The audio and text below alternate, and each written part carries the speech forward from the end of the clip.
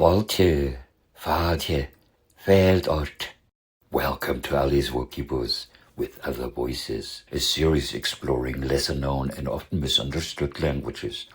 In the previous episode, we explored Welsh, Cornish, and Breton, the Brittonic or Brythonic voices of ancient Britain. You'll find a link to it in the description below. I also mentioned the origin of these and other Celtic languages, once a chain of voices across Europe, the Celtic chain.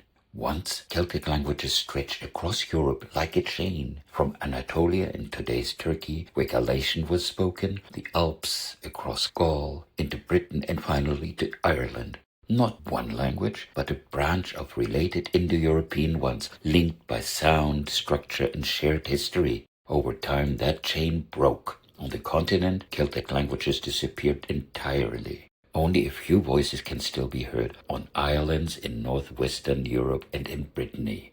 Even farther to the edge. This time we are crossing the Irish Sea and following a different Celtic path, the Goidelic or Gaelic branch of insular Celtic. Irish, Scottish Gaelic, and Manx are often grouped together under the label Gaelic and sometimes even confused with one another. But these are not dialects of a single language. They are three closely related Celtic languages, shaped by migration, geography, politics, and history, and tied together on the Atlantic fringe.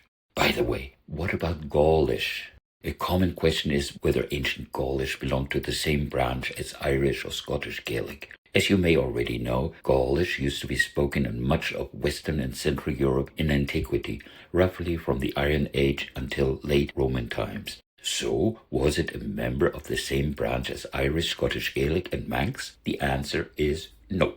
Gaulish was a continental Celtic language, spoken on the European mainland and now extinct. Breton, despite being spoken in France today, does not descend from Gaulish at all. It arrived later, carried from Britain across the Channel. Gaulish reminds us that the Celtic world was once far broader than the islands, and that what survives today is only a small part of a much larger linguistic past.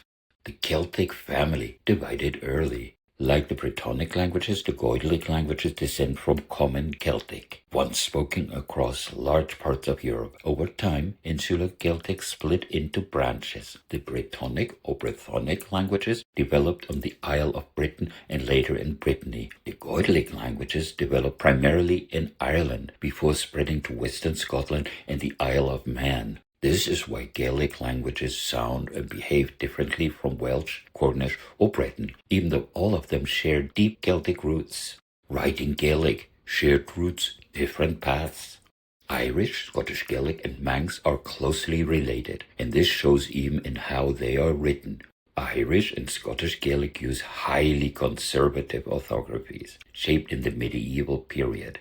Their spelling preserves older pronunciations, grammatical distinctions, and sound alternations that are no longer obvious to modern ears. This is why Gaelic spelling often looks complex, but it is rarely arbitrary. Much of it reflects lenition, softening of consonants, the contrast between broad and slender sounds, and the grammatical relationships that are clearer on the page than in speech.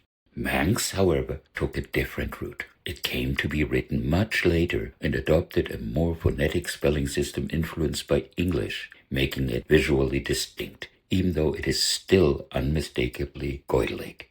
Orthography here is not just a technical detail. It tells a story of when, by whom, and for whom a language was written down. Irish, official, ancient, and complicated. Irish, Gaelic, is the oldest continuously attested vernacular language in Western Europe, with written records going back over 1,000 years, including inscriptions using the ancient Ogham script. Today, it holds the status of co-official language of Ireland, appears on road signs, in government documents, and is taught to every child in school. And yet, for many Irish people, the language remains emotionally distant. Years of mandatory Irish education, often focused on exams rather than everyday use, have left behind mixed feelings and sometimes outright resentment.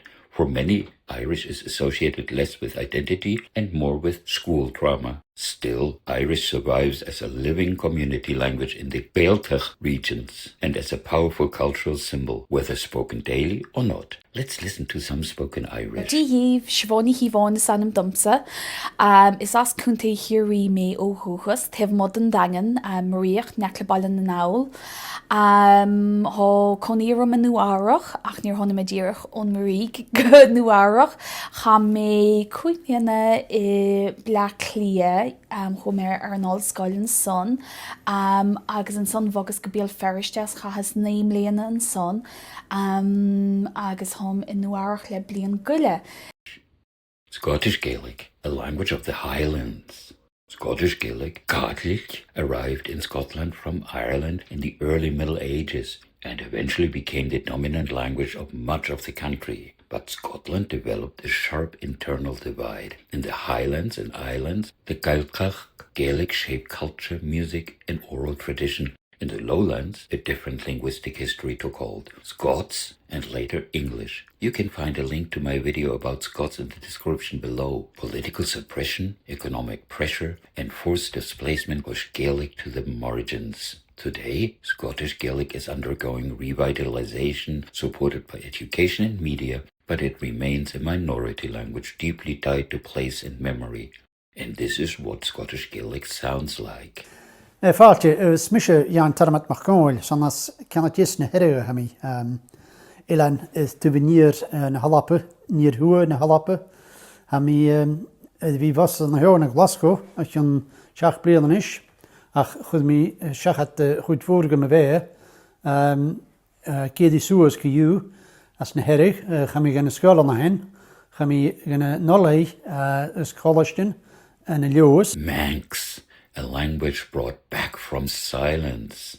Manx, Gaelic, spoken on the Isle of Man, tells a different story. The language fell out of daily use in the 20th century, and for a time it was widely described as extinct. But Manx did not vanish. Through recordings, written sources, and the dedication of learners and families, it has been revived as a community language, spoken again by children and adults alike, and taught in schools. Manx, like Cornish, reminds us that language death is not always final, and that revival can take many forms. Let's listen to it spoken. Tá mi feed blindéis, as sé manach mi. Sé na líad a gréans fyrir nis. Tá mi no man eile gal airas ma bheith. Ach, sé tá mi feed blindéis, sé manach mi. As, well, I could try to mi bechans man, tá mi bechans yn slarfol. Not relics, voices of continuity. Irish, Scottish Gaelic, and Manx are not museum pieces or romantic echoes. They are living voices of the Atlantic Celtic world, shaped by migration, colonization, resistance, neglect, revival, and choice. Together with the Brittonic languages, they help us hear what much of northwestern Europe once sounded like, before English, before modern borders, before language was treated as a problem to be solved. Feel free to share your experience or perspectives in the comments, whether you speak a Gaelic language, learned one in school, or are simply curious. If you enjoy discovering languages and voices that history nearly erased, give this video a thumbs up and subscribe to aliīs vōcibus for more. Slán, Pianach Gliad, Sléin Yet.